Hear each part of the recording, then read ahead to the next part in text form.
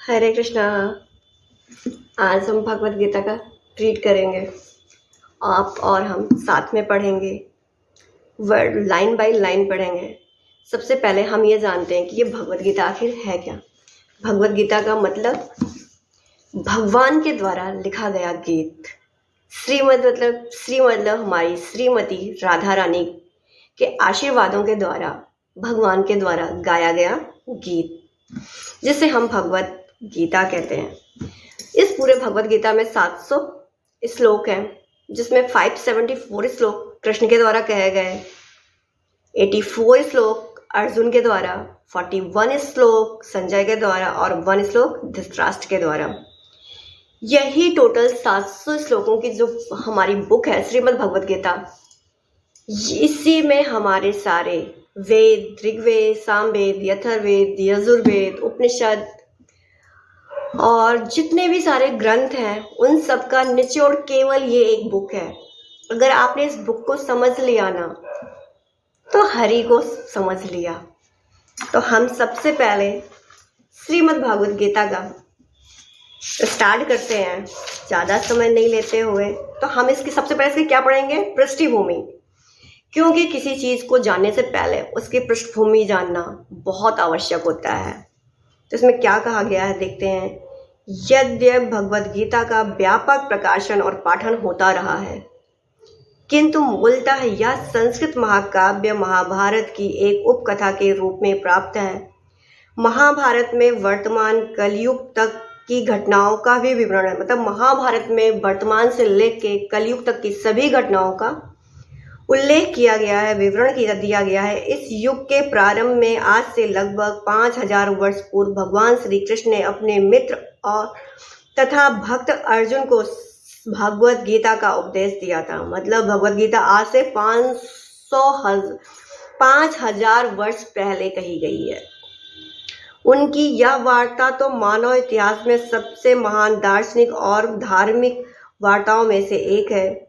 यह महायुद्ध के शुभारंभ से पूर्व हुई, जो धृतराष्ट्र के 100 पुत्रों तथा उनके चचेरे भाई पांडवों या पांडु पुत्रों के मध्य होने वाला भ्रातृघातक संघर्ष था। धृतराष्ट्र तथा पांडव भाई भाई थे, जिनका जन्म कुरु वंश में हुआ था और वे राजा भरत के वंशज थे। उनके नाम पर ही महाभारत पड़ा। चूंकि बड़ा भाई धृतराष्ट्र जन्म से अंधा था, अतएव राज सिंहासन उसे न मिलकर उनके छोटे भाई पांडु को मिला। पांडु की मृत्यु अल्प आयु में हो गई, अतएव उनके 5 पुत्र युधिष्ठिर, भीम, अर्जुन, नकुल और सहदेव धृतराष्ट्र की देख रेख में रख दिए गए, क्योंकि उसे कुछ काल के लिए राजा बना दिया गया था। इस तरह धृतराष्ट्र और पांडु के पुत्र एक ही राजमहल में बड़े हुए। दोनों ही को गुरु द्रोण द्वारा सैन्य कला का प्रशिक्षण दिया गया और पूज्य भीष्म पितामह उनके परामर्शदाता थे। यद्यपि धृतराष्ट्र के पुत्र विशेषतः अपने बड़ा पुत्र दुर्योधन पांडु से घृणा और ईर्ष्या करता था। मतलब जो धृतराष्ट्र का बड़ा बेटा था दुर्योधन, वो पांडवों के पुत्रों से घृणा और नफरत किया करता था। अंधा और दुर्बल हृदय धृतराष्ट्र पांडुपुत्रों के स्थान पर अपने पुत्रों को राज्य का उत्तराधिकारी बनाना चाहता था। इस तरह धृतराष्ट्र की सहमत से दुर्योधन ने पांडु के युवा पुत्रों की हत्या करने का षड्यंत्र रचा। 5 पांडव अपने चाचा विदुर तथा अपने ममेरे भाई भगवान श्री कृष्ण के संरक्षण में रहने के कारण अनेक घात प्रघात आक्रमणों के बाद भी अपने प्राणों की सुरक्षा रख पा रहे थे। मतलब वो अपने प्राणों की सुरक्षा भी कर पाए। भगवान कृष्ण कोई सामान्य व्यक्ति नहीं, अपितु साक्षात परम ईश्वर हैं। उन्होंने इसे धराधाम में अवतार लिया था और अब एक समकालीन राजकुमार की भूमिका निभा रहे थे।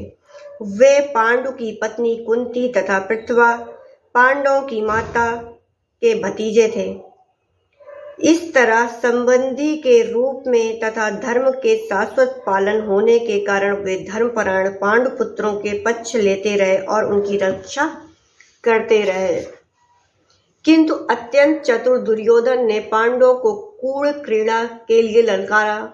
उस निर्णायक स्पर्धा में दुर्योधन तथा उनके भाइयों ने पांडवों की सती पत्नी द्रौपदी पर अधिकार प्राप्त कर लिया और फिर उसे राजाओं और राजकुमारों के सभा के मध्य निर्वस्त्र करने का प्रयास किया।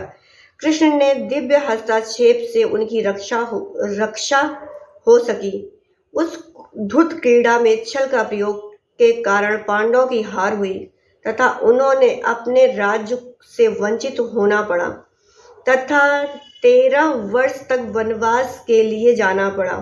वनवास से लौटकर पांडवों के धर्म सम्मत विधि से दुर्योधन ने अपना राज्य मांगा, किंतु उन्होंने देने से इनकार कर दिया। क्षत्रियों के शास्त्रानुमोदित कर्तव्यों को पूर्ण करने के लिए पांचों पांडवों ने अंत में अपना पूरा राज्य का मांग कर केवल 5 गांवों की मांग रखी, किंतु दुर्योधन सुई की नोक भर भी भूमि देने के लिए सहमत नहीं था। अभी तक तो पांडव सहनशील बने रहे, लेकिन अब उनके लिए युद्ध करना आवश्यक हो गया। विश्व भर में राजकुमारों में से कुछ धृतराष्ट्र के पुत्रों के पक्ष में थे तो कुछ पांडवों के पक्ष में। उस समय कृष्ण स्वयं पांडुपुत्रों के संदेशवाहक बनकर शांति का संदेश लेकर धृतराष्ट्र की राजसभा में गए। जब उन्होंने याचना अस्वीकार हो गई तो युद्ध निश्चित था। अत्यंत सच्चे चरित्र पांचों पांडवों ने कृष्ण को पूर्ण पुरुषोत्तम भगवान के रूप में पहचान लिया था, किंतु धृतराष्ट्र ने दुष्ट पुत्र उन्हें नहीं पहचान पाए थे। फिर भी कृष्ण के विपक्षियों की इच्छा अनुसार भी युद्ध में सम्मिलित होने का प्रस्ताव रखा। इसीलिए वे कहा गया ईश्वर के रूप में युद्ध नहीं करना चाहते थे, किंतु जो भी उनकी सेना का उपयोग करना चाहे वह कर सकता था। प्रतिबंध यह था कि एक ओर कृष्ण की संपूर्ण सेना होगी तो दूसरी ओर वे स्वयं एक परामर्शदाता तथा सहायक के रूप में उपस्थित रहेंगे। राजनीति में कुशल दुर्योधन ने आतुरता में कृष्ण की सेना झटपट ली, जबकि पांडवों ने कृष्ण को उतनी ही आतुरता से ग्रहण किया। इस प्रकार कृष्ण अर्जुन के सारथी बने और उन्होंने उस सुप्रसिद्ध धनुर्धर का रथ हाँकना स्वीकार किया। इस तरह हम उस बिंदु तक पहुंच जाते हैं जहां से भगवत गीता का शुभारंभ होता है। दोनों ओर की सेना युद्ध के लिए तैयार खड़ी है और धृतराष्ट्र अपने सचिव संजय से पूछ रहा है कि उन सेना ने क्या किया। इस तरह सारी पृष्ठभूमि तैयार है। आवश्यकता है केवल इसे अनुवाद और भाष्य के विषय में संक्षिप्त टिप्पणी करने की।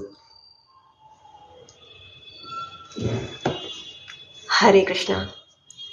आज हमने इसकी पृष्ठभूमि जानी। आगे हम अपने भगवत गीता का पहला अध्याय स्टार्ट करेंगे। अगर आप लोगों को यह अच्छी लगे, अगर अभी तक आपने सब्सक्राइब नहीं किया तो प्लीज़ सब्सक्राइब करिए, लाइक कमेंट करिए। अगर आप कुछ पूछना भी है तो भी आप कमेंट कर सकते हैं। साथ में इसे शेयर भी करिए ताकि ज़्यादा से ज़्यादा लोगों को फ़ायदा हो और ये हमारे श्रीमद् भागवत गीता को जानने के लिए उनके लिए आसानी हो। हरे कृष्णा।